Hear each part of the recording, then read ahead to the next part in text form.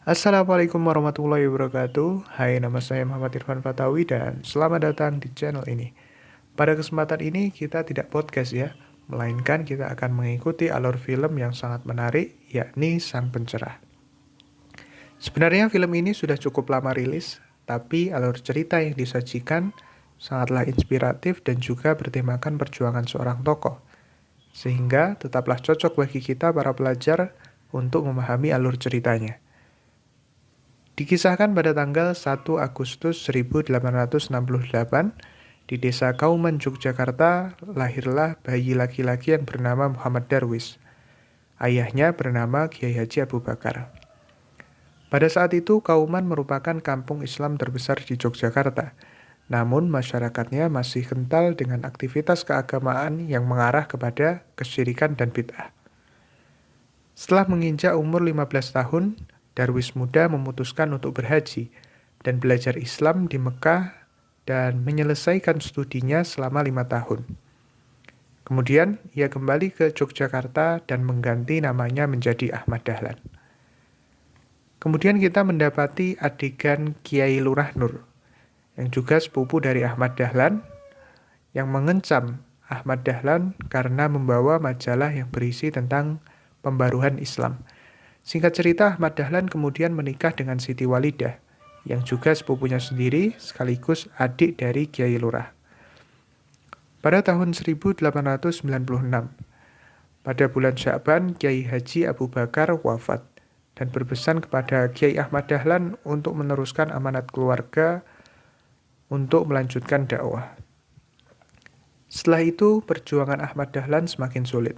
Ketika ia diminta untuk menjadi khotib, dia dicerca karena menyeru jamaah untuk mengikuti ajaran Islam yang sesuai dengan Al-Quran dan hadis, dan meninggalkan tradisi kejawen. Selain itu, dia juga dituduh telah terpengaruh orang Barat karena mencoba membetulkan arah kiblat dengan peta. Dari usaha dakwah kiai tersebut, Langgar Kidul yang merupakan langgar yang dikelolanya menjadi sepi murid. Apalagi masyarakat mendengar Kiai Ahmad Dahlan memainkan biola untuk mengiringinya bersolawat.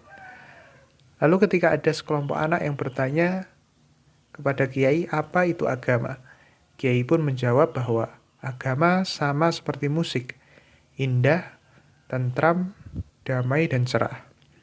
Tapi kalau tidak dipelajari dengan benar, hasilnya akan buruk dan membuat resah lingkungan. Usaha Kiai lama-lama membuahkan hasil juga.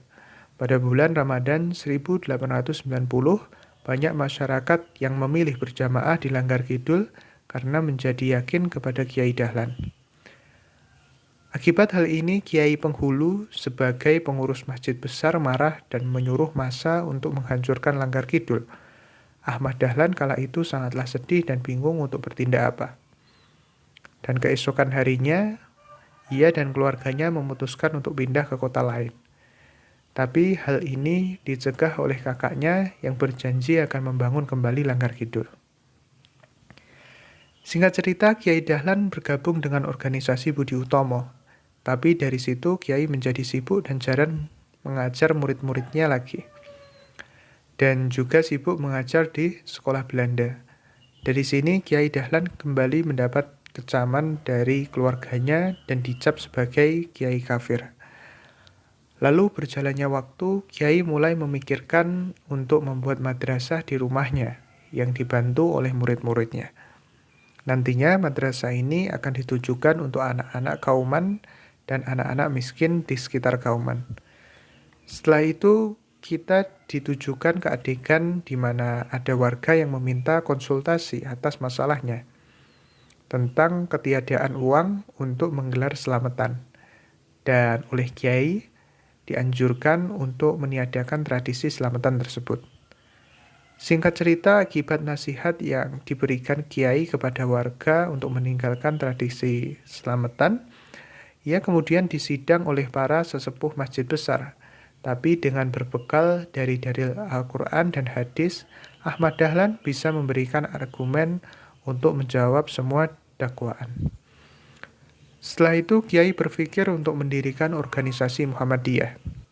Hal itu disambut baik oleh Sri Sultan Hamengkubuwono.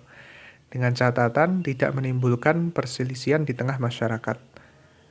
Tapi Kiai Penghulu menanggapinya sebagai ancaman yang akan merebut jabatannya sebagai tokoh agama di keraton. Dan Kiai Penghulu membuat kegaduhan untuk menggagalkan berdirinya Muhammadiyah. Hal itu langsung diluruskan oleh ajudan raja, dan Kiai Penghulu tersadar atas kesalahannya, dan mencoba menemui Kiai Dahlan dan berdamai dengannya. Hal ini juga mengawali bagaimana mereka saling mendukung antar satu dengan yang lain. Dan akhirnya pada tanggal 12 November 1912, organisasi Muhammadiyah resmi berdiri di Kauman, Yogyakarta untuk membangun kemaslahatan umat yang sesuai dengan Al-Quran dan hadis.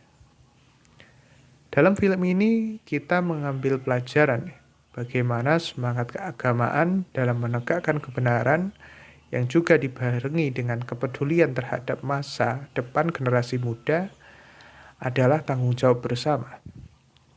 Film ini memberikan contoh di akhir bagaimana seharusnya kita tetap berdiri berdampingan di tengah perbedaan yang sangat beragam. Dan mungkin itu yang bisa disampaikan. Saya Muhammad Irfan Fatawi, sekian dan terima kasih. See you.